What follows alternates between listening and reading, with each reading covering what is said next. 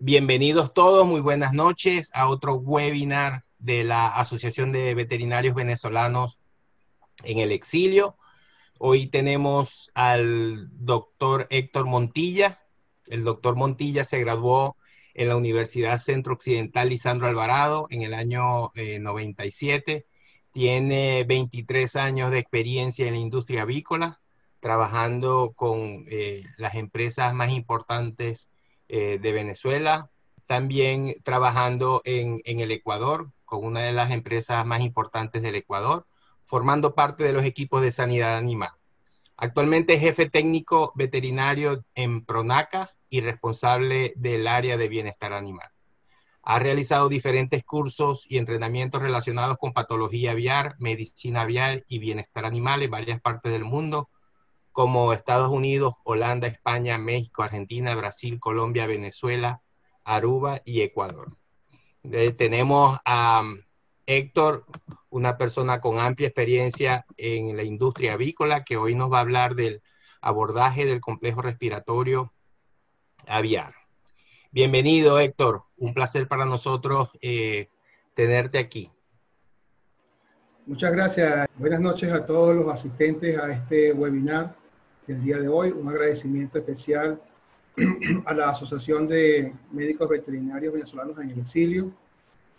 Ok, entonces, muy agradecido por la invitación de ACVE para participar en este ciclo de webinars veterinarios, de webinars relacionados con el sector avícola.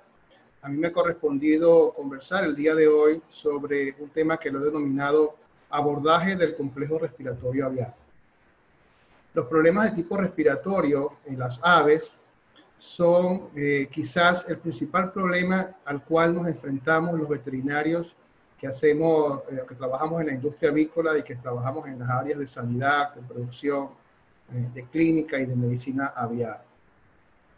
Son problemas complejos, son problemas que son a veces difíciles de abordar, que se parecen mucho entre ellos y que generan ciertos problemas o consecuencias de tipo económico importantes, ya sea para la industria de carne, de pollos de engorde o para la producción de huevos comerciales. En la agenda del día de hoy vamos a topar 8 puntos. Espero más tardarme unos 55 minutos, máximo una hora 5 minutos, para dejar espacio para las preguntas. En primer lugar, vamos a hacer un recorrido por lo que son los sistemas de producción avícolas. Vamos a hablar un poco sobre lo que es la anatomía y la fisiología del sistema respiratorio de las aves.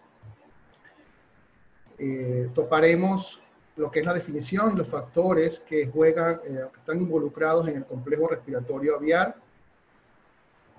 Mencionaremos y discutiremos los signos clínicos y las lesiones de este complejo, para luego revisar las herramientas disponibles que actualmente tenemos para el diagnóstico de esta patología, de este problema. Ya finalmente hablar sobre las propuestas de control de este complejo y dejar algunos comentarios finales, algunos mensajes que me gustaría que se quedaran con ustedes para cuando tengan que enfrentar este tipo de situaciones en sus trabajos, en las empresas en las cuales trabajan. Fíjense que los sistemas de producción avícola siguen más o menos el esquema que vemos en la gráfica. Son sistemas totalmente integrados verticalmente.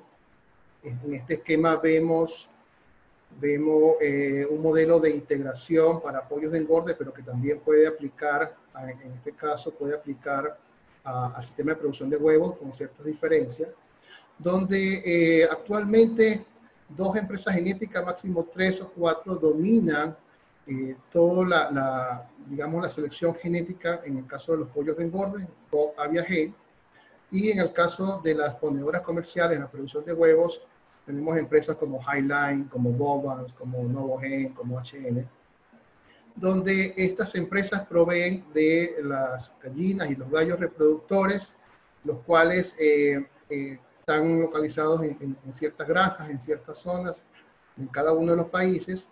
De estas granjas reproductoras surgen los huevos fértiles que van a grandes plantas de incubación con miles y miles y miles de millones de huevos, que luego dan origen a pollos, a pollitas, a pavos, a pavitas, que van a granjas de engorde para finalmente terminar en una planta de procesamiento y siendo distribuido a través de los diferentes canales comerciales al consumidor, con un producto, con una proteína de origen animal de alta calidad, de alto valor nutritivo.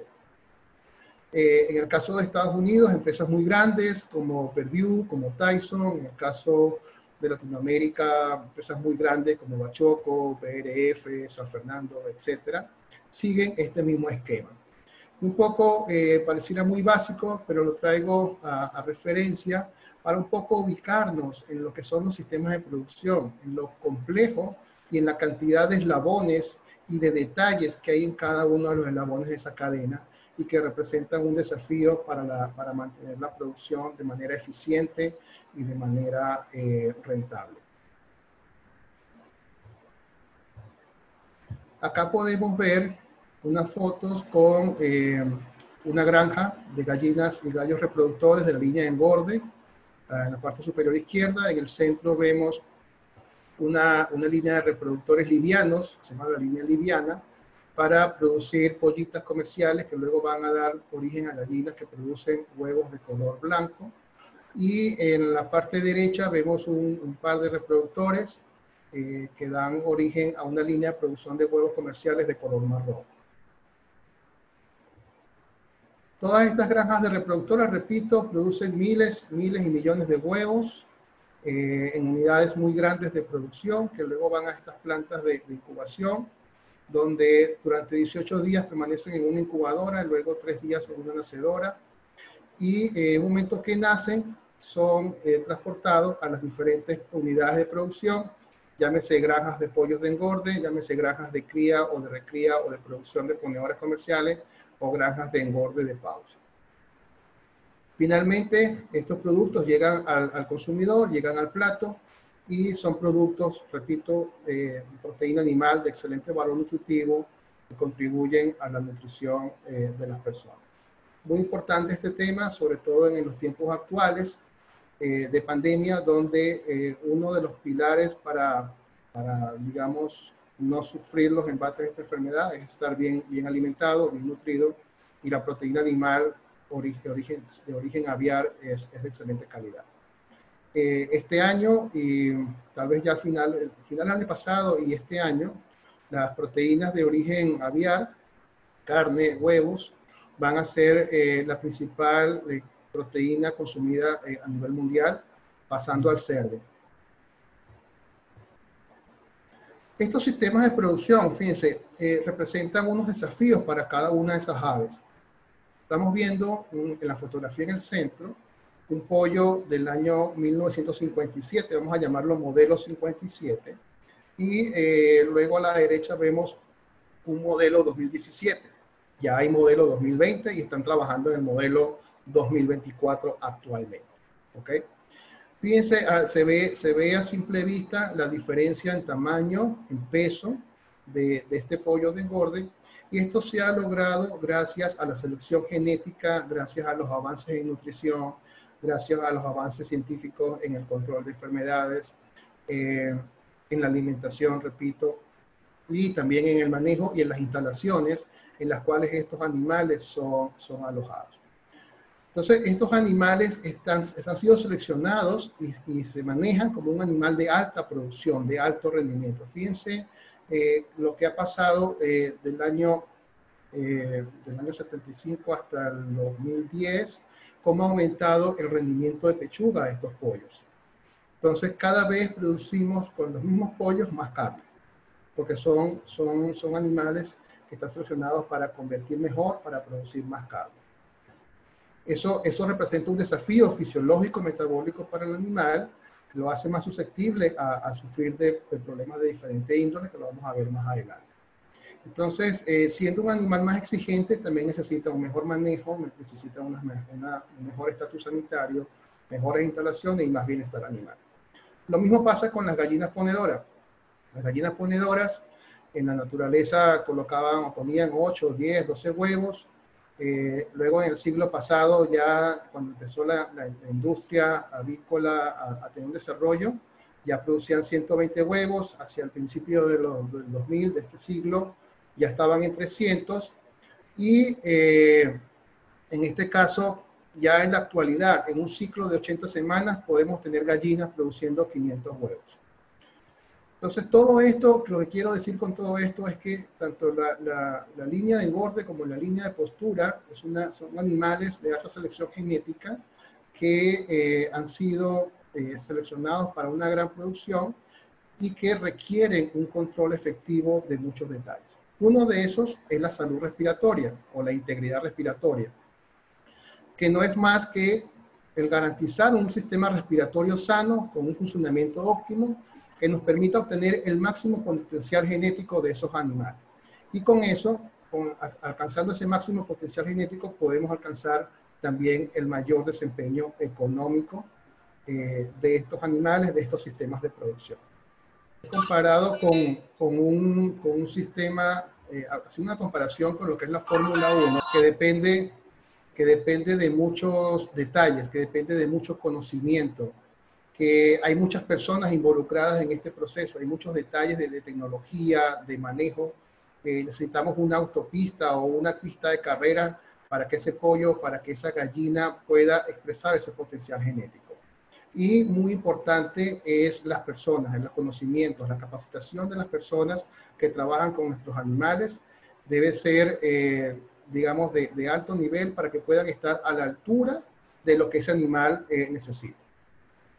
Hablando del sistema respiratorio de las aves, tenemos que es un sistema que tiene funciones muy importantes. Una de ellas, el intercambio gaseoso, la eliminación del CO2, producto del metabolismo, y el consumo de oxígeno para el ciclo energético y metabólico de estos animales. Y otra función muy importante también es que participa en la termorregulación. Cuando un ave está en estrés calórico, aumenta la frecuencia respiratoria, aumenta el jadeo, buscando a través de la evaporación eliminar el calor que está generando por el crecimiento o por el calor externo que tenga el animal. Y si este sistema respiratorio está de alguna manera afectado, vamos a tener dificultades en que ese animal pueda superar o combatir el estrés calórico.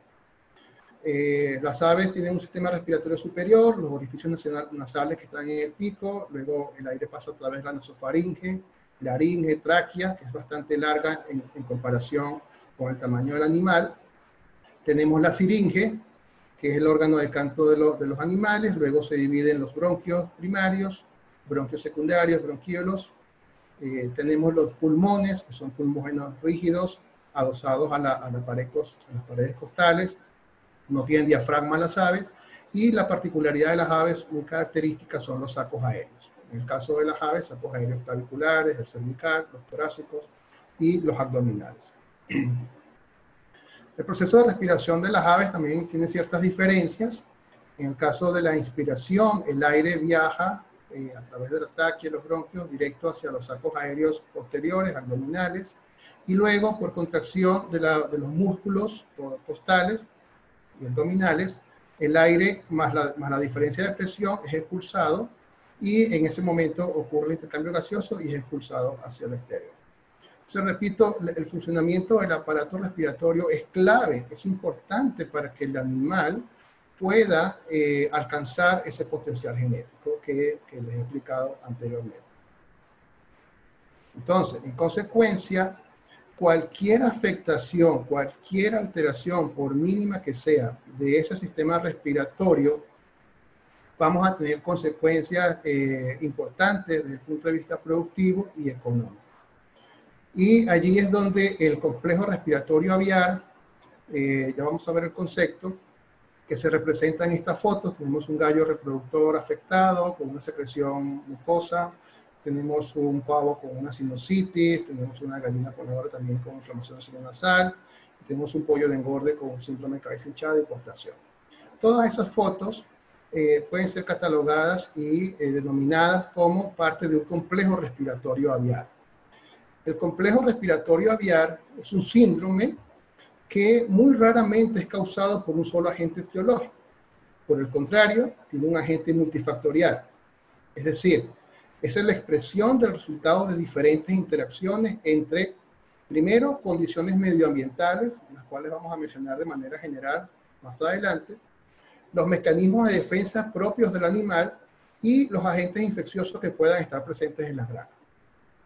En la charla de hoy sobre el complejo respiratorio aviar vamos a hacer mucho énfasis en los agentes infecciosos presentes en la granja. ¿Cómo se conoce también esta enfermedad? En el pasado, muchos de ustedes recordarán, se denominaba enfermedad respiratoria crónica o CRD por sus siglas en inglés, donde hacía referencia a la coinfección de Mycoplasma gallisecticum y de Escherichia coli, con unas consecuencias bastante severas sobre el aparato respiratorio y con consecuencias de carácter económico y productivo muy importantes. Sin embargo, con el tiempo, este concepto de enfermedad crónica respiratoria ha ido evolucionando, se ha denominado con otras, digamos, con otras denominaciones, valga la redundancia, porque se han dado cuenta de que realmente interactúa o intervienen otros factores, tanto infecciosos como no infecciosos. Entonces podemos escuchar que se refieran a este problema como síndrome respiratorio, como procesos respiratorios o como problemas respiratorios. En lo particular, a mí me gusta denominarlo como complejo respiratorio aviar. Acá, en este esquema, fíjense, vemos en la parte superior lo que son patógenos primarios, que se refiere a los virus de tipo respiratorio, virus que tienen tropismo por el aparato respiratorio de los aves, y que forman, es uno de los principales componentes o factores infecciosos del complejo respiratorio aviar. A un lado tenemos los patógenos secundarios, representados básicamente por bacterias que también tienen tropismo por el aparato respiratorio. Más adelante vamos a ver cuáles son. Y hago referencia muy especial a los micoplasmas. Tenemos el MG, que es Mycoplasma gallisecticum, y el MS, que es Mycoplasma sinoviale. En especial, el Mycoplasma gallisecticum tiene una importancia suprema en lo que es el complejo respiratorio aviar. Una cosa es los problemas respiratorios en aves con presencia o con infección de Mycoplasma gallisecticum, y otra cosa muy distinta es cuando tenemos un problema respiratorio en aves negativas a Mycoplasma. El curso, la evolución de la enfermedad, los tratamientos y las consecuencias son radicalmente diferentes. En la parte de abajo tenemos el bloque de las enfermedades que causan inmunosupresión, que en la charla pasada fueron tratadas en profundidad y con mucha claridad por el doctor Rafael Fernández. Recuerden que él les habló de la enfermedad infecciosa de la bursa, Gumboro. Hablamos de la anemia infecciosa, del virus de la anemia infecciosa, de la enfermedad de Marek y del reovirus, también las micotoxinas. Todos esos factores inmunosupresores también forman parte de este complejo respiratorio. Y por otra parte, que yo le doy mucha importancia, son las condiciones ambientales y el estrés. Muchas veces estas condiciones ambientales y el estrés que puede producirse por malas condiciones pueden disparar la aparición de un problema de tipo respiratorio. Por ejemplo, el doctor John Smith, que es un reconocido veterinario involucrado en la medicina, en la clínica aviar y también en la producción de grandes empresas en Estados Unidos, él resalta y reconoce la importancia del manejo en la aparición y en la probabilidad de aparición del complejo respiratorio aviar y también de la severidad de este. Entonces, este reconocimiento veniendo de una persona que maneja millones y millones de pollos, que maneja muy bien el tema de salud aviar, de medicina aviar, resalta la importancia que tiene este punto en los problemas de tipo respiratorio. Perdón. Entonces, viene y tenemos lo que se llama la meningitis, ¿no? El manejo de que es, digamos, todas las actividades que realizan las personas, desde el galpón hasta el presidente de una compañía, pueden estar involucrados en el manejo. Puede llevarnos a la manejitis, que lo que quiere decir es agregar el término itis de inflamación a la palabra manejo, y de alguna manera expresa el rol que juega este factor en el complejo respiratorio aviar. Cuando tenemos problemas respiratorios, se presenta, ya lo vamos a ver en los signos, traqueitis, aerosalbulitis. Entonces, suele decirse de manera jocosa que la meningitis también es parte del complejo respiratorio. Ok, hablando de los factores de complejo respiratorio, de los infecciosos, tenemos, en el caso de los virus, la bronquitis infecciosa, que es producida por un coronavirus, familia de virus que todo el mundo ahora conoce y nombra en los diferentes idiomas, y ahora hay personas que son más científicos y más virólogos que los virólogos y los científicos mismos, y te hablan con toda una propiedad del coronavirus que uno realmente queda sorprendido. Tenemos la enfermedad de Newcastle, que el doctor Francisco Perosa nos dio una clase magistral también en este ciclo de webinars avícolas de AGRE. La influenza aviar, una enfermedad muy importante que tiene unas consecuencias catastróficas en el punto de vista sanitario, productivo y también comerciales. El metaneumovirus aviar, neumovirus, y la laringotraquitis infecciosa, que es un dolor de cabeza en muchos de los países donde donde hay producción importante de avícola. Dentro de los hongos que están involucrados en el complejo respiratorio aviar, el más común son los hongos del género Aspergillus, sobre todo el Fumigatus y el Flavus. Vamos a ver una fotografía más adelante de un caso de aspergillosis. Pueden estar relacionados al proceso de incubación, o pueden estar relacionados también a fuentes de contaminación en la granja o en el alimento.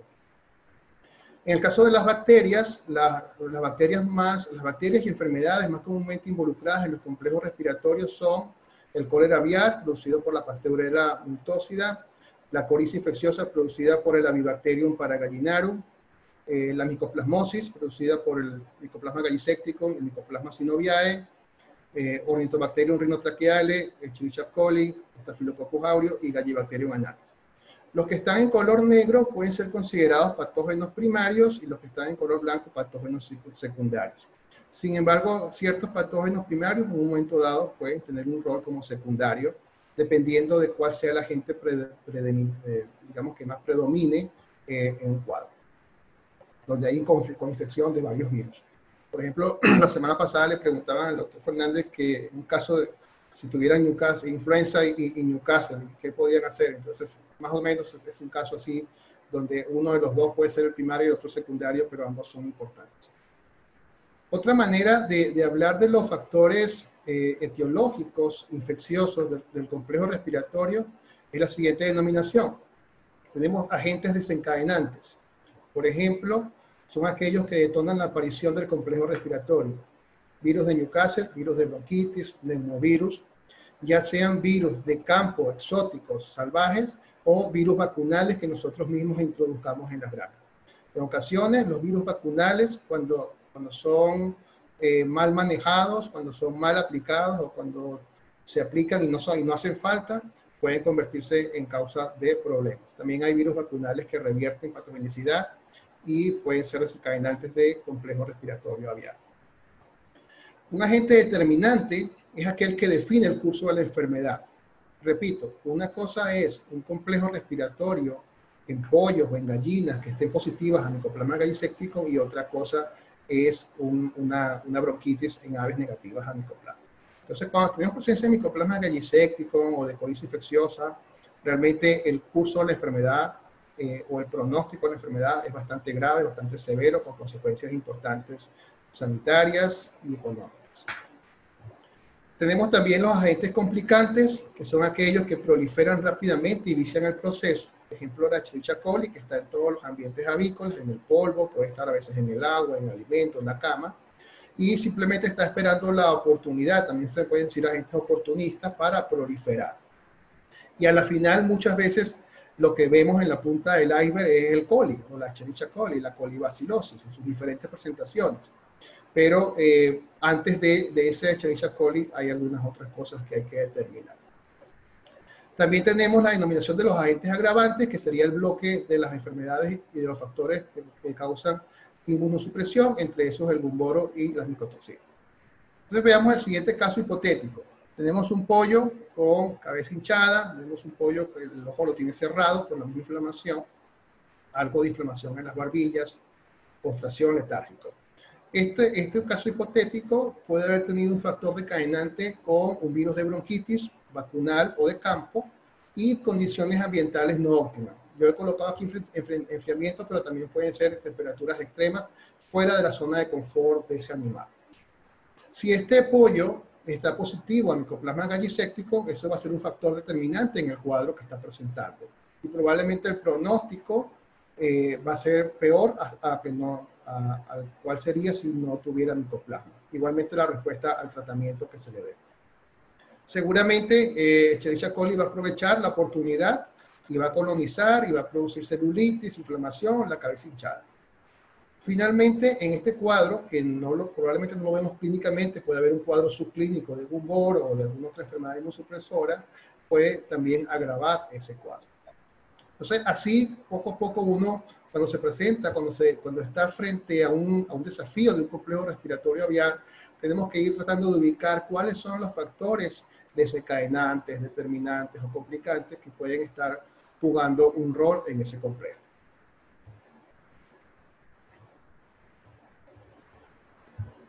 Hablando de los signos clínicos de este complejo respiratorio aviar, fíjense, es una lista bastante larga.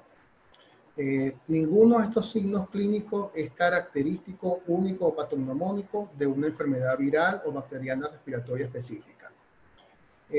Siempre se ha dicho, y Rafael y Francisco lo mencionaron en sus charlas previas, que uno puede usar una foto de un pollo, como el caso anterior, para una charla de Newcastle o para una charla de bronquitis o micoplasma, y es válido, porque los signos clínicos, los síntomas y las lesiones son muy parecidos en las diferentes manifestaciones de los virus y bacterias respiratorias. Entonces, es importante mencionarlos. Muchas veces cuando nos toca ir a una granja que tiene un problema respiratorio, que nos llaman por esta causa, nos manifiestan, mira, el pollo está roncando, el pollo está sonando, el pollo tiene sonido, el pollo tiene un ruido, tiene un chasquido, tiene un chisquido, diferentes nombres, como lo llaman a nivel de campo, pero son a la final manifestaciones que se producen cuando el animal está en su fase de expiración y el aire que sale del animal tiene contacto con la mucosidad o con una vía respiratoria obstruida y se producen este tipo de sonidos. A veces no son muy perceptibles y es recomendable visitar a las granjas de noche cuando los animales están calmados, cuando la ventilación está en su mínima presión, para poder escuchar bien estos ruidos respiratorios que a veces son el inicio de un cuadro. También podemos observar en ocasiones disnea, que es una dificultad respiratoria producida por obstrucción de las vías respiratorias inferiores o superiores, y el animal puede estar expresando apertura del pico como buscando mejorar su capacidad respiratoria. También se presenta de manera muy común la conjuntivitis, inflamación de la conjuntiva, podemos ver lagrimeo, hay animales que presentan fiebre, con la fiebre viene luego la postración, la letargia, eventualmente puede haber cabeza hinchada o síndrome de cabeza hinchada, como también se conoce, con edema de ojos y de cabeza, barbillas inflamadas, senos nasales inflamados. Y la morbilidad y mortalidad es variable, va a depender del número de agentes que estén involucrados, de la gravedad de estos, del tiempo de evolución, si son lotes positivos o no Mycoplasma.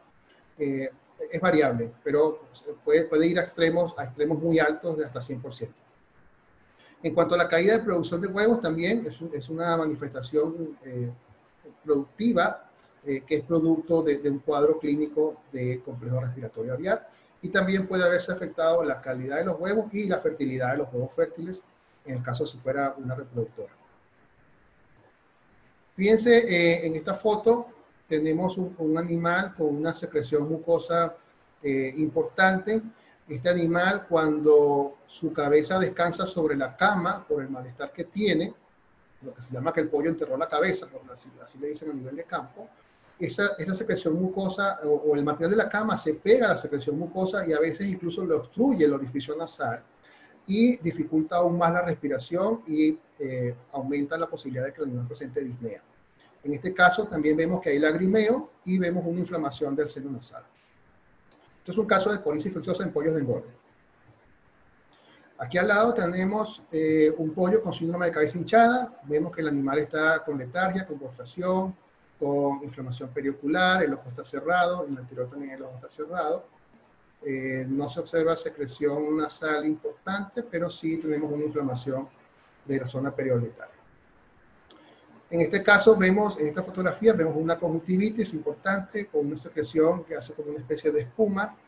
El ojo puede tender a achinarse, o lo que también se llama ojo de almendra, que simplemente por la inflamación de los párpados, estos se van como cerrando. Y es muy común también, cuando se trata de reproductoras, observar animales que meten su cabeza dentro de las alas y no responden al estímulo para que éstas se muevan. En este caso estamos viendo una manifestación clínica que es muy característica, si bien es cierto, como decía anteriormente, que no hay signos patognomónicos. En el caso de laringotraquitis infecciosa, que es la enfermedad que están pasando estos pollos, en este caso, es común ver en casos muy agudos la presencia de manchas de sangre en las paredes o en los equipos de los galpones. Más adelante vamos a ver unas fotos del por qué se producen estas manchas de sangre. Entonces, en este caso, sin ser patognomónico, sin poder llegar y decir esto es laringotraquitis, realmente la probabilidad es muy alta, ¿sí? Tenemos que seguir los pasos diagnósticos hasta llegar al diagnóstico final, pero si observamos eso, es muy probable que estemos presentes un cuadro clínico de laringotraquitis infecciosa.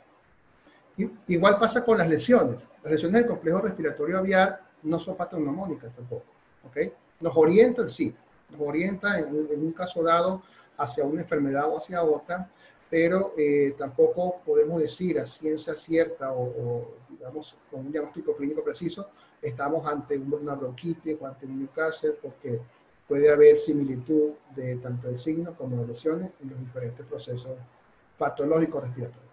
¿Qué observamos? ¿Cuáles son las lesiones más comunes?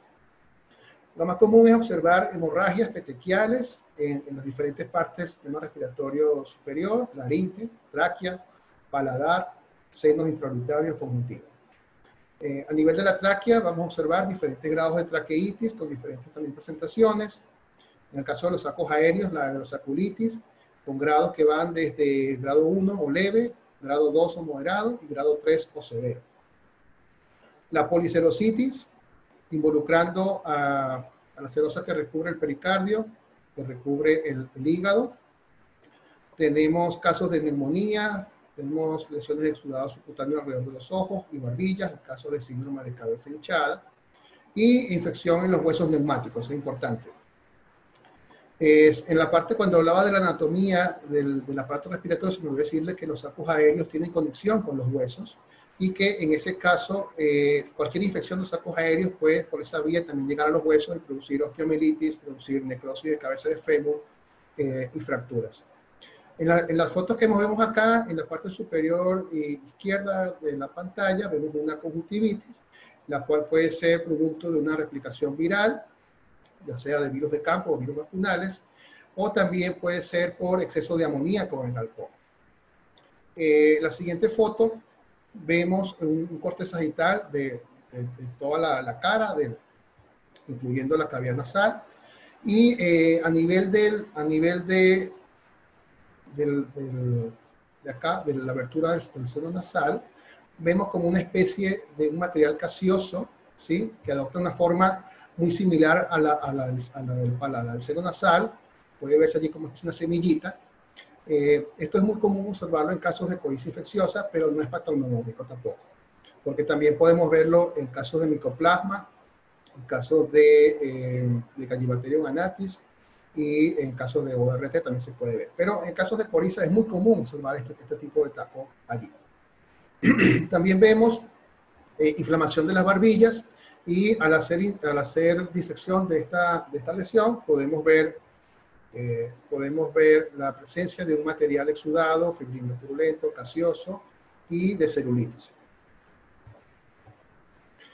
¿Qué otras lesiones vemos? Fíjense, a nivel de tráquea, podemos ver lesiones, y me faltó aquí lo de la tráquea, que esta tráquea, en este caso, presenta una congestión entre leve a moderada con una presencia abundante de moco. En este caso es producto de una hiperplasia de esa mucosa, hiperplasia de células caliciformes, que son las células productoras de moco, y que es una respuesta del animal tratando de eliminar los agentes infecciosos que estén allí presentes. Otras lesiones en la tráquea. Fíjense, aquí vemos también una congestión leve a moderada, pero vemos la presencia de un material exudado ya tendiendo a ser de tipo gaseoso. Este es un caso de bronquitis. Y vamos a ver otras lesiones más fuertes de tráquea a continuación. Fíjense, en esta tráquea ya vemos una especie de pseudomembrana con mezcla de moco, de restos celulares y de sangre. Se trata de un caso de laringotraqueitis infecciosa y muchas veces este material obviamente obstruye, dificulta la normal respiración del animal. Este busca a través de movimientos bruscos de la cabeza y del cuello expulsar este material y eventualmente lo logra, y es lo que vemos a veces en las paredes o los equipos manchados con este material mucosanguinolento o sanguinolento. Otra lesión que vemos más avanzada, también de laringotraqueitis, ya no vemos tanto la sangre, pero sí la formación de un taco gaseoso que casi que oblitera completamente la luz de la tráquea. ¿Okay? Aquí otros casos, fíjense, la magnitud de la hemorragia, la magnitud de sangre que hay allí, y que realmente es un cuadro muy dramático que produce bastante mortalidad. Esta enfermedad es bastante compleja y causa bastante problemas en la industria. Hablando de los sacos aéreos, yo les decía que estos pueden presentar una inflamación, una aerosaculitis, que va desde grado 1 o leve, pasando por el grado 2 hasta el grado 3 severo. En este caso vemos la presencia de un material espumoso, color cremoso, a nivel de los sacos aéreos abdominales. Aquí ya vemos un grado 3, donde ese material, ese sudado, va convirtiéndose en un calcio que se adhiere a las paredes de los sacos aéreos. Aquí probablemente ya hay presencia de agentes complicantes como Escherichia coli, o ORT o Pastorela. Y en la foto de abajo vemos ya un cuadro más severo. Estos cuadros de aerosaculitis y de policerositis a nivel de las plantas de proceso generan decomiso. Los inspectores veterinarios, ya sean privados o públicos, decomisan estas canales, generando, además de las pérdidas de mortalidad en granja y por uso de antibióticos, por los costos que estos generan, también podemos tener pérdidas importantes por decomisos en las plantas de proceso. Aquí otras lesiones de aerosaculitis. En esta que vemos, fíjense, la mayoría de las que vimos anteriores eran en pollos tal vez de 3 o 4 semanas o 2 semanas. Esta es un pollito de un día de edad. Cuando vemos esta lesión de estos material amarillento a nivel de los sacos aéreos torácicos, en un pollito de un día de edad, o en un pollito picado no nacido, lo que se llaman los pics, a nivel de incubadora, es bastante sugestivo de que estos pollitos vengan de lotes contaminados, infectados con micoplasma galliséptico, y que estén transmitiendo este micoplasma a la progenie a través del huevo, y incluso durante el desarrollo embrionario se producen estas lesiones. Este pollito ya tiene una dificultad respiratoria antes de nacer, y en el momento de nacer, que pica la cámara de aire y trata de romper la cáscara para nacer, no tiene la fortaleza o el vigor suficiente para completar el nacimiento y generalmente muere o no nace. Y es una muestra muy buena para evaluar y para tomar muestras y hacer diagnóstico molecular de micoplasma galliséptico. Ya en grados posteriores, cuando hay una contaminación con bacterias, con patógenos secundarios, podemos ver estos cuadros más graves de policerositis, con perihepatitis, con pericarditis. Vemos aquí a la derecha también la presencia de un exudado gaseoso en lo que es el oviducto izquierdo de una polla de engorde, y vemos lo que es un útero cístico, esta parte que se ve acá como una bolsita de agua. Muchas veces la gente pregunta qué es. Eso es el oviducto, la persistencia del oviducto derecho lleno de agua, que es un oviducto cístico. Hay quienes lo asocian a bronquitis infecciosa, pero no hay una relación, no hay, digamos, evidencia sólida, fuerte sobre esto. En el caso de los pulmones, vamos a ver diferentes grados de neumonía. Las dos fotos de arriba corresponden a casos de neumonía por cólera aviar, pasteurellosis. Vemos hepatización gris, vemos consolidación pulmonar, vemos áreas de necrosis en estos pulmones. Y en las dos de abajo, a la izquierda, tenemos la presencia de unos nódulos pequeños de 1 a 2, 3 milímetros de color cremoso, que son compatibles y consistentes con nódulos, nódulos micóticos, nódulos por infección por Aspergillus. Y en el caso de la derecha, tenemos un pulmón de un ave afectada por Newcastle con enfisema pulmonar por Newcastle velogénico visceral. Ok, entonces, dentro de las estrategias y del abordaje de estos complejos respiratorios y cómo nos enfrentamos a ellos y cómo los diagnosticamos, el diagnóstico oportuno y preciso es clave. Y no solo para las enfermedades del complejo respiratorio, sino también para todas las enfermedades del complejo digestivo o del complejo locomotor o del sistema inmune. Es clave tener un diagnóstico preciso e integral, diría yo. ¿Por qué? Porque si no damos con un diagnóstico correcto, entonces las medidas de control que tomen también van a estar erradas o van a estar incompletas. Entonces, pueden estar haciendo algunas medidas, algunos cambios en manejo, en planes de vacunación, en líneas de aves, etcétera, pero no están dando con la causa exacta del problema. No es fácil. Es un proceso complejo a veces llegar al diagnóstico, ¿sí? Por lo que les decía, hay mucha similitud de los problemas respiratorios. Todas se parecen y no tenemos signos o síntomas característicos de una u otra para simplemente a través de un diagnóstico clínico decir es tal o cual enfermedad.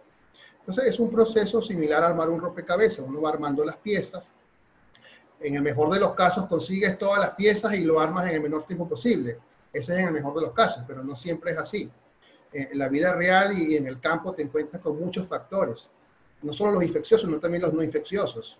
Entonces, ¿cómo saber cómo estuvo la recepción de ese pollo? ¿Cómo saber cómo estuvo el manejo de la primera, segunda semana? ¿Cómo sabemos cómo fue la ventilación de transición? ¿Cómo sabemos la calidad de agua? Etcétera. Tantos factores que pueden influir en la vida de este animal, de un pollo, de una gallina, etcétera. Entonces, repito, es un proceso medio complejo, similar a armar un rompecabezas. Nos convertimos en detectives tipo CSI. Ok, entonces este es un esquema diagnóstico que no solo aplica para enfermedades del complejo respiratorio aviar, sino que aplica para todas y para todas las especies, pero que es importante recordarlo y ir, digamos, revisando en cada uno de esos aspectos donde podemos hacer más fuerza o más énfasis. La historia clínica y la anamnesis es muy importante. Mientras más información, y sobre todo que sea información y data de calidad, obtengamos del caso, mejor. ¿De qué lotes de reproductores vienen? ¿Cuál es el estatus sanitario de ese lote de reproductores? ¿Cuál es el programa de vacunación de ese lote de reproductores? ¿En qué incubadora nacieron esos pollos? ¿En qué zona está la granja? ¿Cómo es la bioseguridad de esa granja? ¿Cuáles son los resultados productivos de esa granja? ¿Cuál es el histórico? ¿Es una granja buena? ¿Es una granja regular? ¿Es una granja mala? ¿Okay? Y así muchos datos importantes de producción, datos zootécnicos, que nos pueden en un momento dado ayudar a ir descartando o confirmando alguna de las hipótesis clínicas o diagnósticos presuntivos que tengamos. Luego, el examen externo, ya sea que tengamos que ir a la granja o que recibamos aves en el laboratorio para dar un diagnóstico, tenemos que hacer un examen minucioso, sistemático y disciplinado de todo lo que podamos observar en ese ave, ya sea externamente.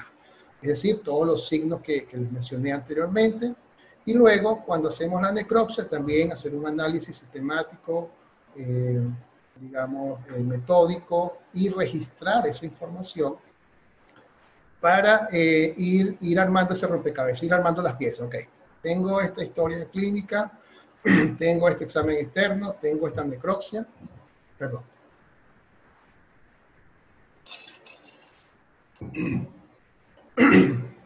¿Cómo vamos armando esas piezas?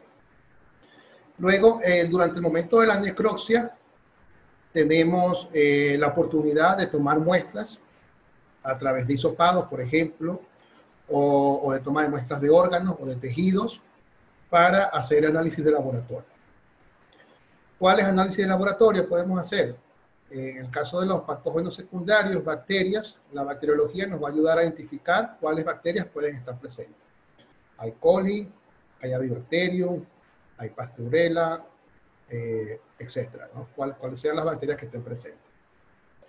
A través de la serología, podemos, de las muestras de sangre y de la serología, los análisis serológicos, ya sean ELISA o HI, podemos detectar la presencia de anticuerpos que nos puedan dar una indicación de cuál fue la respuesta de esos animales ante un desafío respiratorio o ante un problema respiratorio que se presentó. Y en algunos casos tenemos que tener lo que se llaman las líneas bases para poder distinguir lo que es una respuesta por vacunación, por virus vacunales, a lo que es una respuesta por virus de campo o por desafíos de campo. El caso de la histopatología es clave para ciertas enfermedades, por ejemplo, laringotraqueitis, viruela aviar. Viruela aviar, si bien es una enfermedad que tiene una expresión cutánea, también hay una forma de esa enfermedad que es la forma húmeda, donde puede haber una diferenciación con la laringotraqueitis interesante y donde a través de la histopatología, como el caso que estamos viendo actualmente, si vemos cuerpos de inclusión intranucleares, eosinófilos, en estas células incisionales que se forman en la luz de la mucosa, son muy característicos y patognomónicos de la laringotraqueitis infecciosa. ¿Okay? Otra herramienta que ya no es, digamos, de la NASA, que ya no es de extraterrestres, sino que cada vez está más a la mano de todos, son las pruebas de detección molecular. Las pruebas de detección molecular nos permiten y nos ayudan a identificar diferentes patógenos que a veces son de difícil cultivo, ya sean bacterianos o virales. En los países de Latinoamérica, no en todos hay laboratorios con las capacidades para hacer aislamiento viral o aislamiento de micoplasma. Entonces, la biología molecular viene a darnos una mano muy importante. Y las pruebas moleculares cada vez son más sensibles, son más específicas, son más rápidas, eventualmente también cuestan un poco menos y cada día están más al alcance de todos. En este ejemplo, fíjense, una presentación que hicieron durante la AAAP del 2018, donde un colega veterinario de una empresa farmacéutica hicieron unos muestreos en países asiáticos a través de improntas de tráquea en tarjetas FTA, que son aquellas tarjetas que usamos para hacer improntas de órganos, y en esas tarjetas quedan impregnadas material genético de los virus o de los agentes infecciosos que estén allí presentes. Ese ADN o ARN se preserva y se envía a otros laboratorios y se analiza para ver qué organismos estuvieron allí presentes.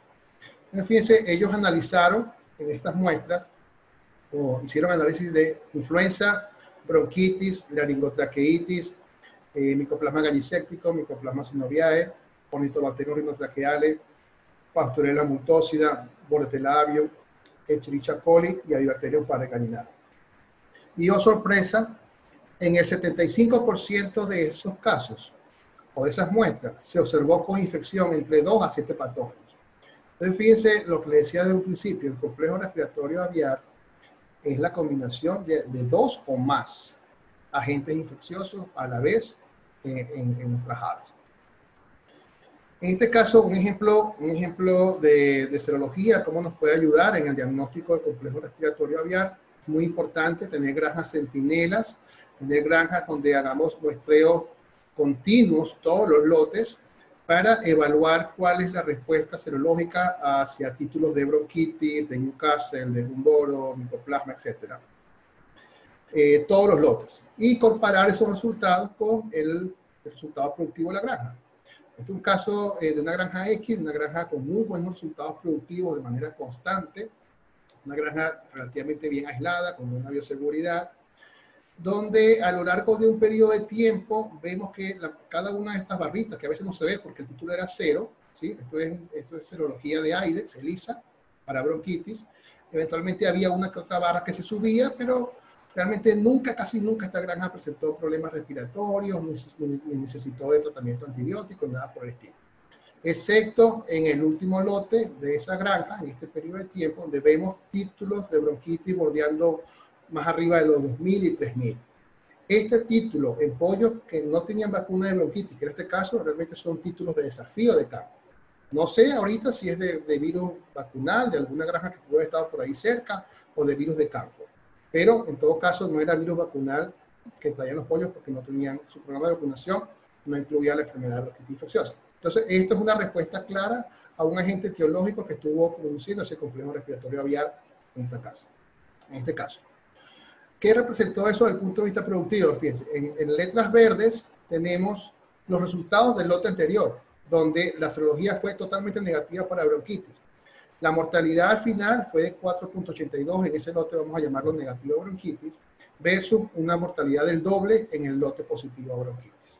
¿Okay? Igualmente la conversión se vio afectada en casi 14 puntos. Entonces, con esto quiero representarles lo útil que puede ser la serología para ayudarnos a armar el rompecabezas de los complejos respiratorios y cómo el virus de bronquitis en un complejo respiratorio produce impacto económico, en este caso de una granja de pollos de Europa. Vamos ya hacia el final de la presentación. En lo que es la propuesta de control de los complejos respiratorios aviar, tengo que decirles de manera muy clara y enfática que tienen que ser basados en la bioseguridad y en el manejo, principalmente. En la base del programa de control tiene que estar la bioseguridad, con programas fuertes, con cultura de bioseguridad, con capacitación y con auditorías de esa bioseguridad a todo nivel. No solo en las granjas de abuelas y reproductores, sino también en las incubadoras, en las granjas de engorde y en la planta de proceso. En toda la cadena de producción e integración, la bioseguridad tiene que ser un factor importante. ¿Okay? Luego el manejo tiene que estar ajustado a las necesidades de estos animales, de estos Fórmula 1 de producción de carne y de producción de huevos. El bienestar animal cada día es un factor más importante y tiene que estar asegurado las condiciones de confort para que este animal pueda expresar su potencial genético. Finalmente, las vacunas son una herramienta muy importante, pero simplemente es eso, son una herramienta y no tienen que ser o soportar todo el peso y la responsabilidad del control de la enfermedad respiratoria en las aves. Entonces, en bioseguridad hay que implementar un programa integral de bioseguridad a nivel de las granjas. Es importante tener manuales escritos, instructivos bien claros, bien precisos, al alcance de la persona que está en el galpón con las aves. No solo en el escritorio o en la computadora del jefe de la granja, del administrador o del gerente. Tiene que estar a la mano y a la disposición del galponero, del que está en la granja, del que está con las aves. ¿Sí? Tenemos que generar capacitación y cultura. Cuando me invitaron a este seminario online, a este webinar, yo le decía a los directivos de la asociación que me encantaba la idea porque soy uno de las personas que en la compañía en la cual trabajo y también fuera de ella he fomentado mucho la capacitación online de los colegas y en general de todos los que estamos involucrados en la producción de proteína animal. Luego, las buenas prácticas avícolas, el bienestar animal, repito, tiene que contar con personas capacitadas, con personas competentes en estas áreas que aseguren un buen estado a los animales. Y el control ambiental y los programas de monitoreo, importantísimo. Un ejemplo, fíjense, una granja que implementó cambio de ropas de visita, o sea, hablando del cambio de ropa de visitas al entrar a una granja. Hicieron un estudio en granjas que sí tenían cambios de ropa y en otras que no tenían cambios de ropa. En las que sí hacían cambios de ropa, fíjense que teníamos 15 granjas o casos negativos para Mycoplasma gallisecticus y 12 positivos. Un poco más de la mitad estaban negativas, aunque habían otras positivas, ¿sí?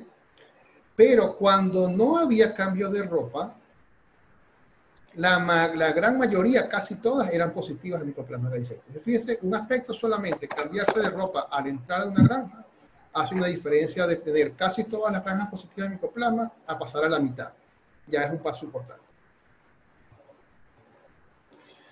Luego, en la parte del manejo, ¿sí? Hay muchos factores que son muy importantes, que hay que medirlos, que hay que controlarlos. La temperatura, la humedad. Los galpones de alta tecnología, de ambiente controlado, cada vez tienen mayor cantidad de equipamientos para medir esto, incluso en tiempo real. ¿Sí? Hay medidores que están conectados digitalmente a un teléfono o a una computadora y nos permiten medir en tiempo real cada uno de estos parámetros que pueden tener un impacto importante en la salud de los animales. ¿Okay? Hay medidores de amoníaco, hay medidores de CO2, la limpieza y la desinfección es muy importante, la densidad. Y en la punta de ese triángulo del control están las vacunas, dependiendo si son aves de ciclo corto, como los pollos, o de ciclo largo, como las ponedoras o las reproductoras. Vamos a ver en los programas de vacunación combinaciones de vacunas de virus vivo o bacterias vivas, y vamos a ver vacunas inactivadas. Dentro de las vacunas vivas tenemos las vacunas vivas atenuadas, tenemos las vacunas vivas recombinantes, tenemos origen de cultivo celular, tenemos origen de embrión de pollo, etc. O sea, hay una gama de opciones, y la correcta selección y combinación de los programas de vacunación es lo que nos va a ayudar en un momento dado a terminar de controlar la aparición o no de problemas de tipo respiratorio. En palabras de nuestro maestro, el doctor Pedro Villegas, hablando sobre las vacunas y los programas de vacunación, fíjense que él dice, la edad, el método de vacunación y el tipo de vacuna a utilizar son factores que influyen en el resultado final de un plan de vacunación. Totalmente de acuerdo. Actualmente en pollos de engorde, dependiendo de la edad que vivan estos animales, la tendencia es a vacunar siempre en la incubadora y ojalá nada en el campo. ¿Okay? Entonces, hacia allá va la tendencia, y mientras menos vacunas tengamos que usar en el pollo, mejor. ¿Okay? También el doctor Pedro Villegas decía, por ejemplo, con respecto a bronquitis, lo mejor que le puede pasar a un pollo es que no tengamos que vacunarlo con bronquitis. Si tenemos que vacunarlo con bronquitis, vacunémoslo lo más temprano posible y ojalá en la incubadora. Y si por los desafíos, por la epidemiología de la zona, tenemos que revacunarlo en campo, hagámoslo lo más temprano posible también y de la mejor manera. Los planes de vacunación deben ser flexibles y deben revisarse continuamente dependiendo de factores como los niveles de anticuerpos presentes en las aves y la situación sanitaria en el área. Totalmente de acuerdo también. Un programa de vacunación que se aplique en México, en la ciudad de Querétaro, no necesariamente tiene que ser un programa de vacunación que se aplique en Guatemala o que se aplique en Perú o en Argentina. Cada zona tiene su situación epidemiológica determinada, y en base a esta situación epidemiológica debe diseñarse el plan de vacunación o ajustarse dependiendo de los cambios que se puedan ir presentando. También dice que la mayoría de las vacunas son eficaces dependiendo de la forma como se utilicen. Totalmente de acuerdo también. Muchas veces atribuimos errores o fallas a las vacunas cuando las fallas las tenemos en otro lado, ya sea en la aplicación, en la conservación de la vacuna, o son factores de otro tipo, infecciosos, que están involucrados en este proceso respiratorio. Todo esto lo mencionó el doctor Pedro Villegas en una charla sobre el complejo respiratorio de las aves en Málaga en el 2015, en el simposio científico sobre avicultura. Entonces, ya para ir cerrando, quiero dejar algunos comentarios finales, algunos mensajes para que se lleven a sus casas, a sus trabajos. El control del complejo respiratorio aviar pasa mucho por la bioseguridad, pasa porque mejoremos los procesos de limpieza y desinfección, porque hagamos todos sistemas, todo dentro, todo fuera, porque usemos un lavado efectivo, usemos detergentes, usemos los desinfectantes en la dilución correcta, en la cantidad correcta, etc. Pasa porque le demos suficiente tiempo de vacío sanitario a las granjas.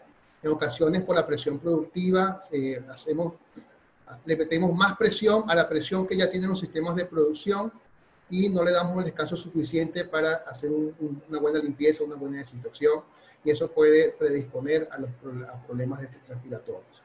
Muchas veces cuando una zona, una granja o un país se calienta, simplemente con el hecho de alargar los descansos, se logra un buen control, y a veces es suficiente eso, sin tener que cambiar vacunas o introducir vacunas nuevas. Seguramente tenemos que analizar si es necesario hacer correcciones de manejo o de microambiente, así como el pollo cambia cada 4 años o cada año tenemos un pollo diferente, cada año tenemos un Fórmula 1 que va más rápido, entonces las autopistas y los pilotos tienen que ser también mejor cada vez. También tenemos que trabajar mucho en el mejoramiento de la calidad del pollito. A nivel de reproductoras hay que trabajar en un programa de vacunación que garantice una inmunidad materna la mejor posible, en cantidad y en calidad.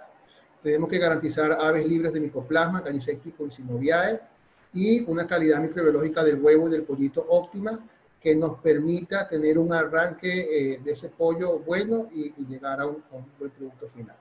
Y finalmente, hacer correcciones al plan de vacunación si es que lo amerita, si la causa va por allí. Hay muy buenas opciones en el mercado para hacer correcciones en este tipo y que nos pueden ayudar a cerrar el control de los problemas respiratorios, evitando así situaciones como esta, donde la mortalidad causa estragos muy fuertes, son casos muy tristes y generan muchas pérdidas económicas para el productor y para las empresas, y compromete también en ocasiones la calidad del producto. Un plan efectivo de prevención va a depender entonces de lo que hayamos aprendido de los brotes anteriores. Muchas veces lo que aprendemos de los casos que se nos presentan o de los brotes no nos sirven para el brote, para el lote o para las aves que tienen el brote en ese momento, pero sí nos sirven para futuro, para los nuevos encassetamientos, para los nuevos lotes de producción, hacer los correctivos que ya hemos mencionado y prevenir que se presenten otra vez estos problemas. En estos días estaba visitando una granja y me conseguí esta señal en un galpón, ¿sí? Quiero dejar un mensaje de que en esta pandemia realmente se han visto cosas muy negativas en los diferentes países a nivel mundial, pero lo peor ya pasó. Debemos trabajar para que la industria recupere las pérdidas que se generaron, para asegurar un producto alimenticio de calidad a los consumidores, a buen precio, porque sabemos que la salud de las personas también pasa por una nutrición adecuada. Entonces, simplemente, después que yo vi esta imagen, me acerqué y le cambié la figura y le decía, bueno, no estén tristes, o sea, usen la mascarilla, protéjanse y vamos a salir adelante, ¿ok? Eso era lo que yo les traía el día de hoy y estamos abiertos para contestar preguntas que puedan surgir. Gracias. Excelente presentación, doctor.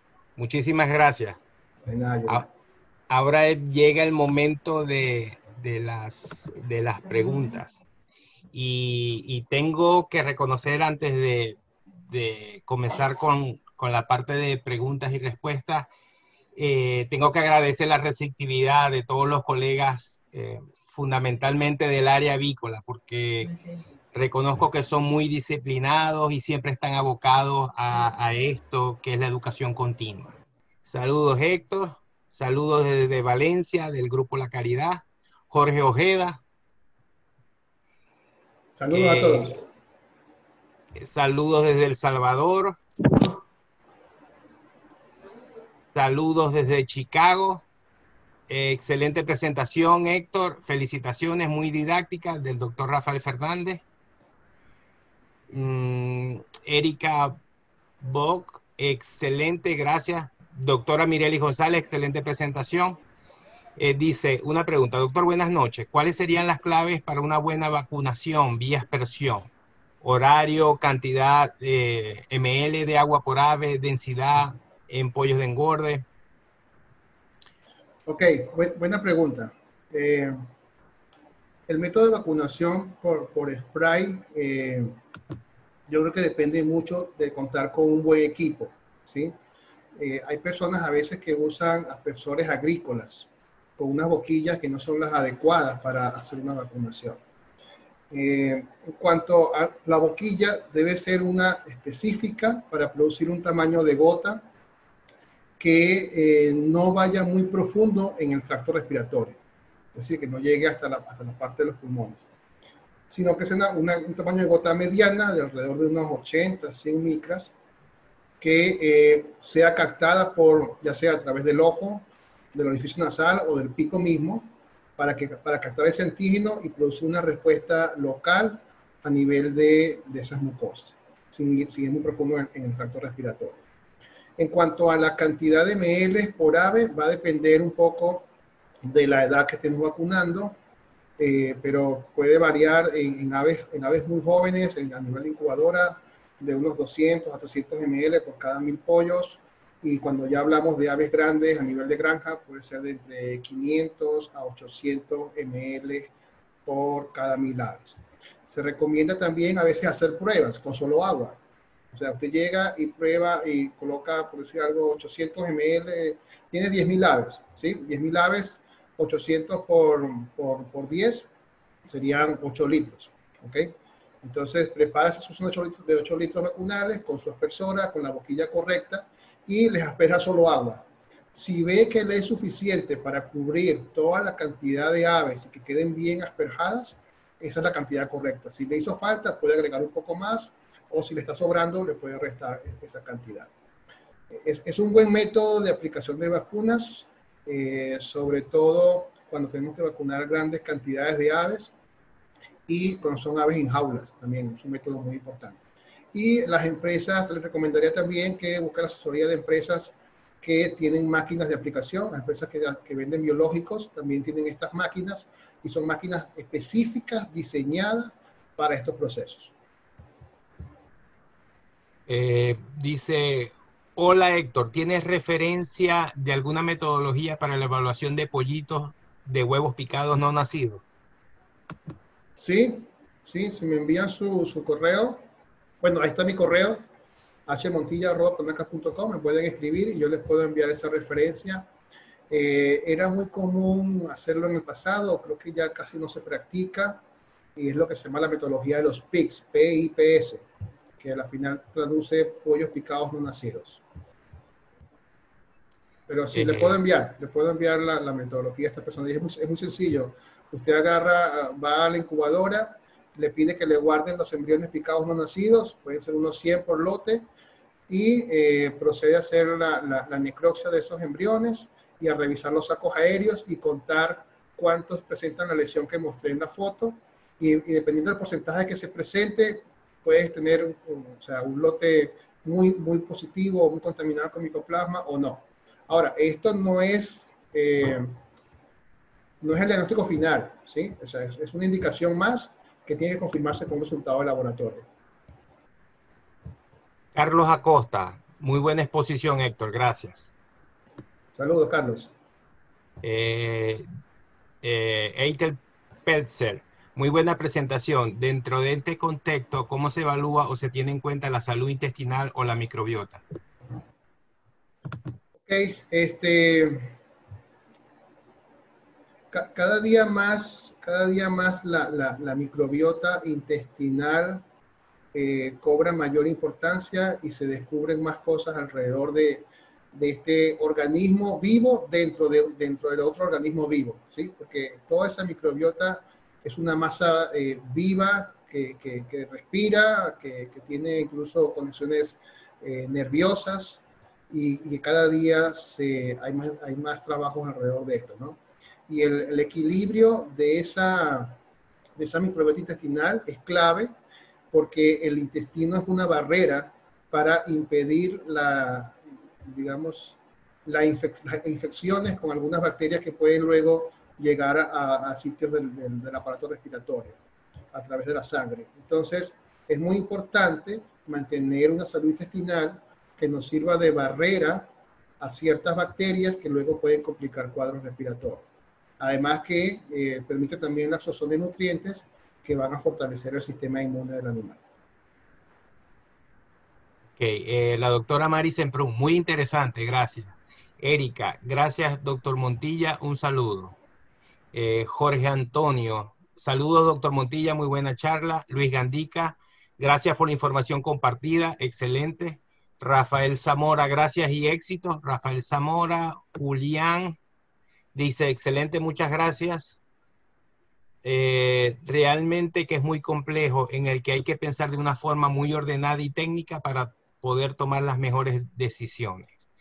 Es una doctora de apellido Quinteros, o doctor, dice K. Quinteros.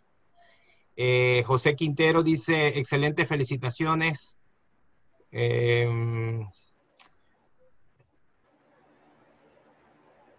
Ok, dice, buenas noches, doctor. Hemos hablado de prevención y estoy 100% de acuerdo.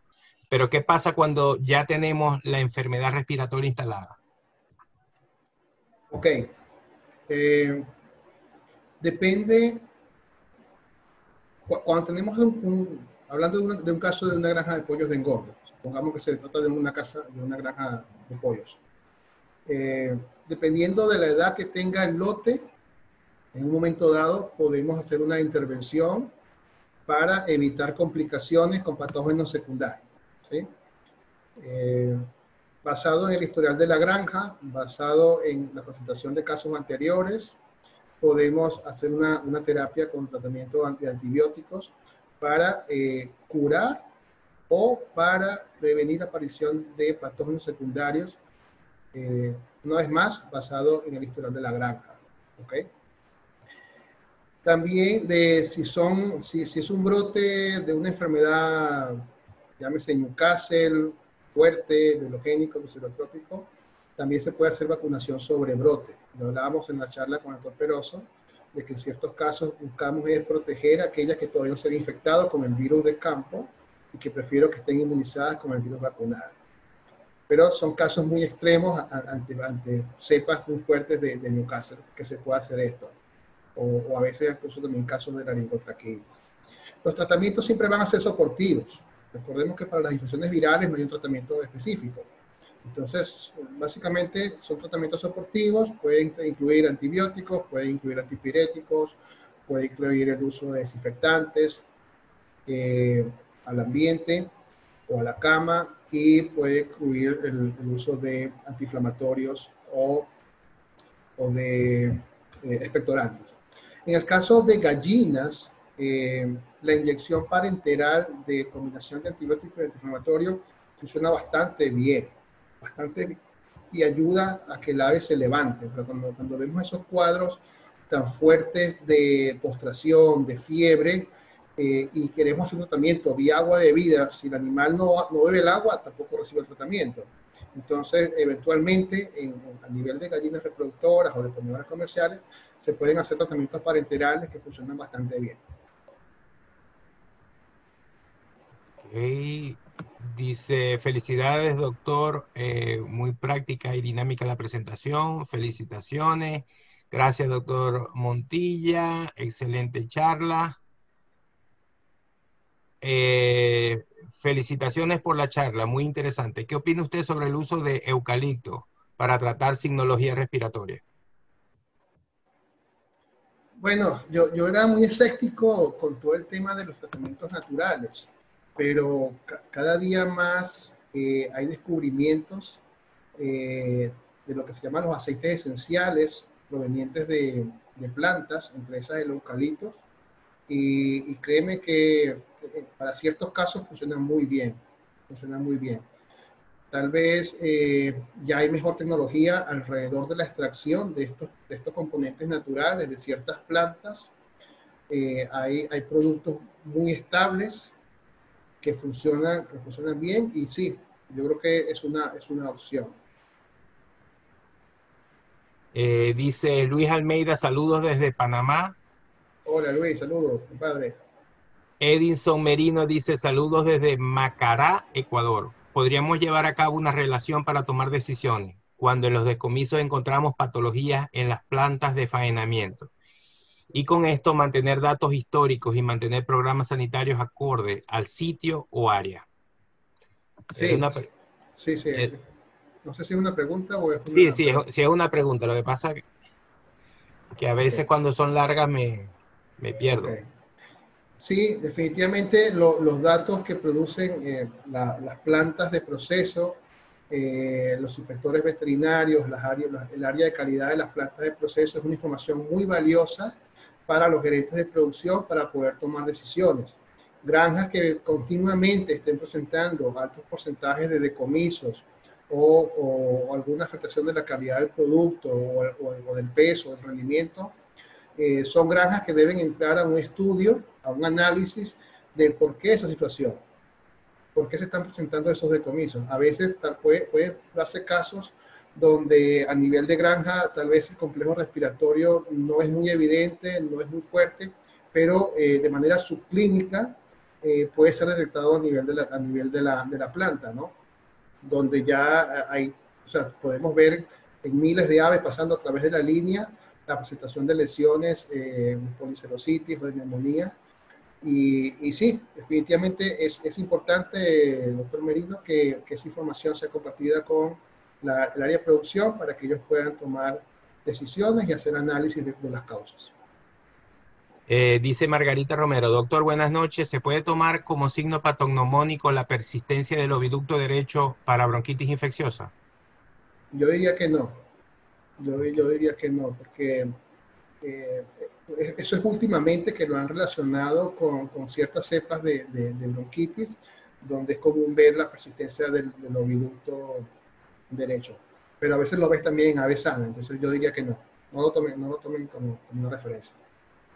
Doctor, dice Paula Alvarado, ¿cuál sería el rango porcentual normal que nos indicaría que no hubo fallas durante la vacunación? Oh, buena pregunta, Paola. Depende de cómo lo evaluemos, ¿sí? El proceso de vacunación, cuando se evalúa a nivel de granjas, si es una vacunación, en el agua de bebida, ¿ok? Que todavía hay granjas que lo hacen, es recomendable usar un colorante en ese agua para luego de que se termine la vacunación, capturar 100 aves y evaluar en el pico la presencia del colorante, ¿ok? Ojalá consigas más de un 95% de lenguas o de picos pintados para saber que todas esas aves tomaron en un buen número la vacuna. Eso cuando es en el agua de vida. Cuando es en la incubadora, tenemos tres tipos de vacunación que se hacen en la incubadora. La vacunación in ovo, que es una máquina. Tenemos la vacunación subcutánea, que son máquinas pero operadas por personas. Tenemos la vacunación en spray. En el caso de la vacunación en spray, también puedes usar colorante. En el caso de la vacunación en ovo, también puedes usar colorantes. La máquina generalmente no se equivoca, a menos que se tape una aguja, pero sistemáticamente se está auditando y revisando eso a nivel de las incubadoras. Y en el caso de la vacunación subcutánea, también se puede aplicar un colorante al diluente de la vacuna y luego que se aplican en el cuello, ¿verdad? De los pollitos subcutáneos. Tú agarras esos pollitos, le soplas las plumas y puedes ver la presencia del colorante. Un buen vacunador debe vacunar, tener una eficiencia encima del 98%. Es decir, solo puedo fallar 1 o 2 pollitos. Ojalá ninguno. 98%, se dice fácil. Se dice fácil, pero no lo es. Sobre todo cuando tienes que vacunar alrededor de 3.000 a 3.500 pollos por hora. Wow. Dice Rafael Vargas, las reacciones postvacunales son definitivamente relacionadas con micoplasma. ¿En qué momento debo tomar una decisión de vacunar por aspersión si sospecho que tengo micoplasma? Saludos, Rafael. Mira, buena pregunta.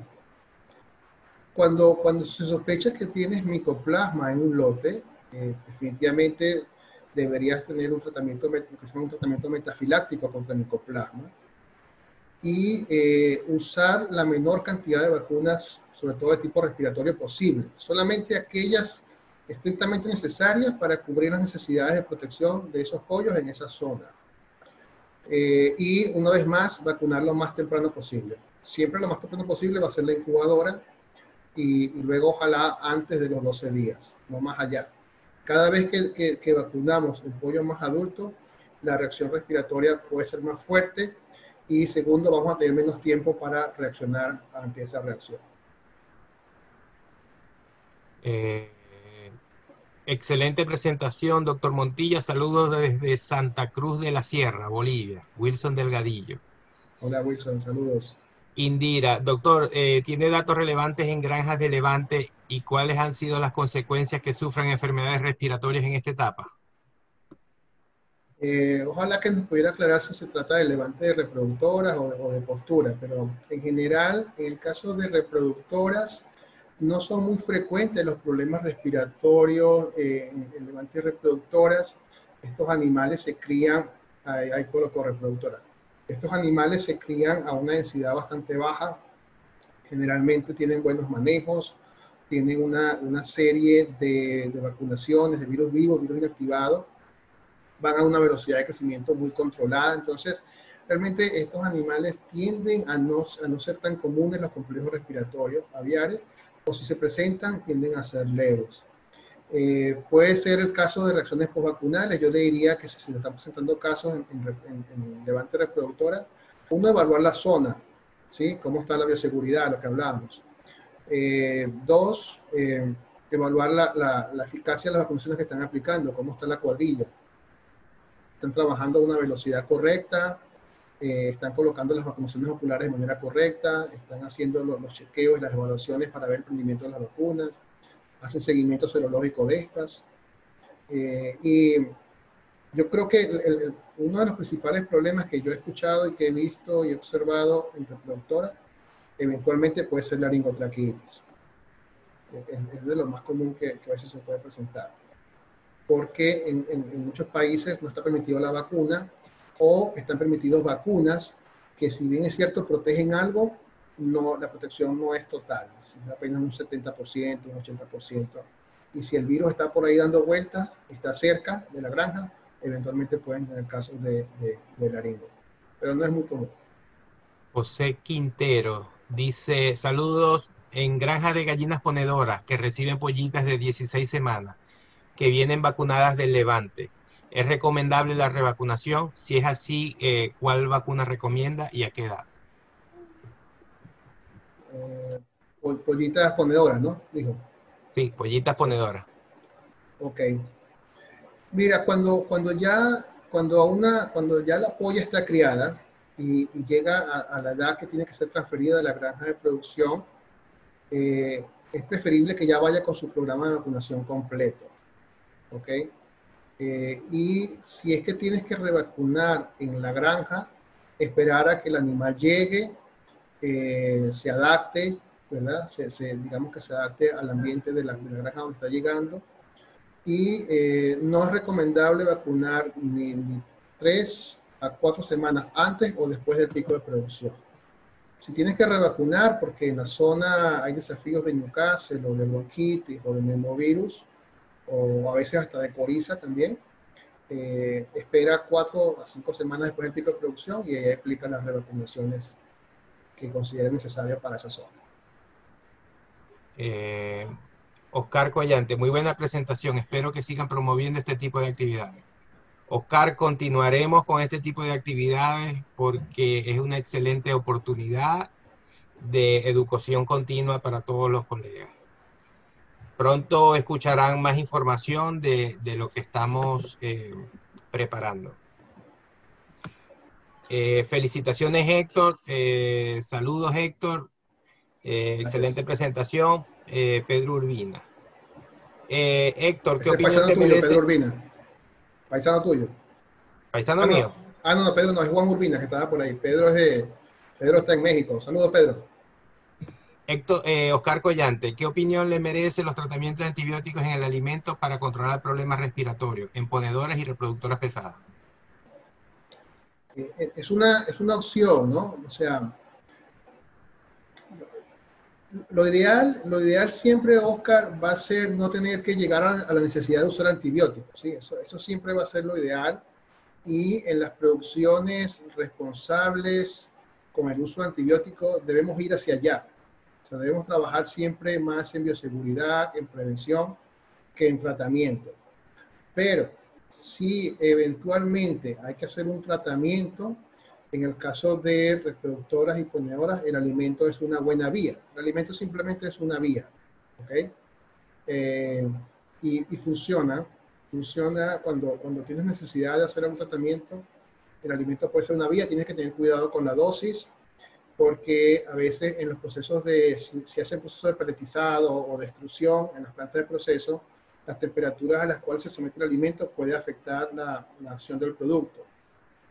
Y lo otro es que tienes que tener mucho cuidado con el producto que uses y las posibles interacciones que puede tener con algunos otros ingredientes de la dieta. Pero sí, es una opción válida, Oscar. Eric Balbuena, buenas noches, Héctor. ¿Qué antiinflamatorio usas por vía parenteral en gallina? Saludos desde Florida. Ketoprofeno, hay productos que combinan ketoprofeno con amoxicilina o con ciprofloxacina. Y funciona bastante bien, doctor.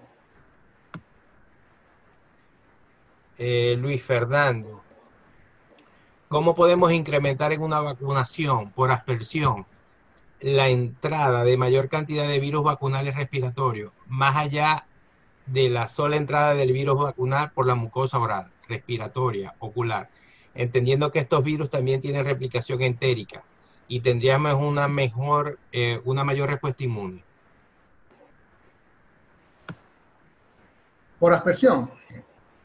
Por aspersión. Bueno, mira, depende, ¿no? O sea, yo le respondería a Luis Fernando, saludos Luis, yo le respondería a Luis Fernando que en el caso cuando se hace aspersión por pollitos en un día de edad, gran parte de la entrada del virus vacunal es por la vía oral, porque esta gotica que queda sobre los pollos, el pollito empieza a picarla, ¿ok? Entonces, cuando lo haces a nivel de incubadora, que es lo más recomendable, hablando de pollos de engorde, hay esa costumbre del pollito de picar la gota, de buscarla. Entonces, yo diría que gran parte se consume, no sé si se ha cuantificado, si alguien lo ha hecho, pero gran parte se consume por allí y obviamente luego está lo que le pueda caer en ese momento a nivel del orificio nasal y a nivel de la mucosa del ojo. Cuando es en campo, como ya en relación al tamaño y al peso del ave, la cantidad de gotas es menos, probablemente allí la mayor vía de ingreso va a ser la ocular y la nasal antes que la ocular. ¿Ok? Entonces, no se me ocurre qué idea podemos hacer para que el pollo se la tome aplicada aspersión en campo, de verdad, no sé, no tengo idea. Marco Cisneros, gracias por compartir, doctor Héctor. Felicitaciones. Mi pregunta desde Quito. ¿Cuán práctico te parece el usar como apoyo a un diagnóstico un multiplex de PCR para organismos respiratorios? Saludos, Marco. Mira, es una excelente herramienta. Es una excelente herramienta. Cada día el avance de las técnicas de detección molecular, yo creo que te voy a responder así, las técnicas de detección molecular van más rápido que la informática, o tan rápido como los avances informáticos y tecnológicos. Cuando ya creemos que hemos aprendido sobre el PCR y sobre el PCR a tiempo real, podemos estar en la versión 2.0 y ya hay gente que va en la versión 8.0, por decirlo de esa manera.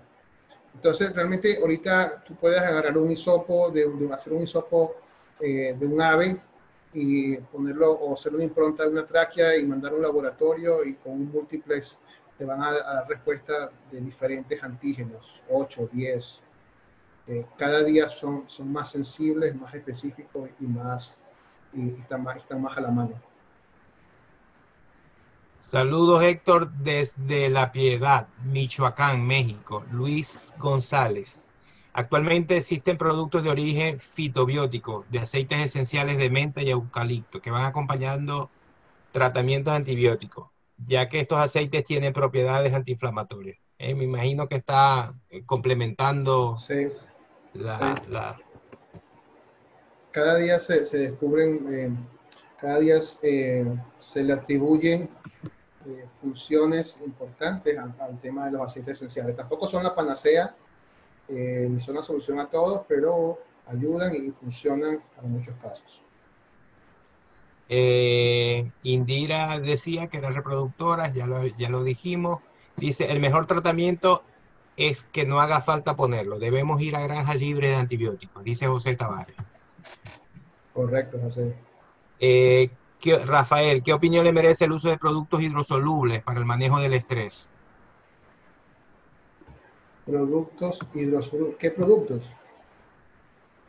Héctor, yo estoy peor que Sí, tú. Si yo tú sé, no pero sabes, claro, pero es que cuando tú ahorita dices, responde. ok, cuando es un producto, Ahorita seguro, ok, ¿cómo se dice? hidrosoluble es Escribe. que sea soluble en el agua, no me está diciendo qué producto es. Ok. Dice Elías Maica, felicitaciones Héctor, muy buena presentación, precisa y de muy alto nivel. Gracias, compadre. Elías es compadre tuyo. No oficialmente, pero somos muy buenos amigos. Ah, ok. Llegamos casi Saludos, igual al Ecuador. saludos Elías. Luis Fernando, muchas gracias Héctor, espero podamos contar con esta conferencia grabada. Felicitaciones a la ABB. Sí, no se preocupen, ya están en nuestro canal de YouTube, ya están 2 conferencias, faltaría esta y la del doctor Francisco Peroso, que la semana que viene ya van a estar arriba en nuestro canal. Les recomiendo que se suscriban. Como quien dice, estamos todavía comenzando y vamos a tener mucha más información y muchas más conferencias en la parte avícola, pero necesitamos un poco de tiempo para organizarlo.